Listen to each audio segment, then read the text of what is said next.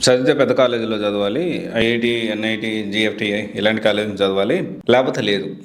జనరల్గా ఇది నిజమా? ఎవరైతే జేఈ ప్రిపేర్ అవుతున్నారో, జేఈ మెయిన్స్ కానీ, జేఈ అడ్వాన్స్ కానీ, వాళ్ళందరూ కూడా ఈ విషయాన్ని గుర్తుపెట్టుకోవాలి. ఐఐటి, ఎన్ఐటి కాలేజెస్లో, లేకపోతే జిఎఫ్టిఏ కాలేజెస్లో, లేకపోతే ట్రిపుల్ ఐటీ కాలేజెస్లో వీటిల్లో చదివితేనే మనకి మంచి ఫ్యూచర్ ఉంటుందా, మంచి ప్యాకేజెస్ వస్తాయా? నార్మల్ కాలేజీలో చదివితే మంచి ప్యాకేజెస్ రావా? అసలు జేఎన్టీయూకే టైర్ 1, టైర్ 2, టైర్ 3 ఇదంతా కూడా మనం ఈ వీడియోలో మాట్లాడుకుందాము.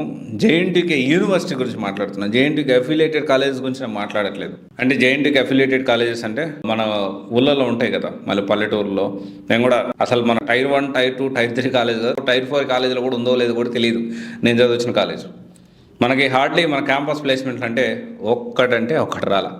ఒకవేళ క్యాంపస్ ప్లేస్మెంట్ వచ్చినా కానీ దానికి సంబంధించి బీపీఓనో, నాన్ వాయిస్, పనికిరాని కంపెనీస్ వస్తూ ఉంటాయి.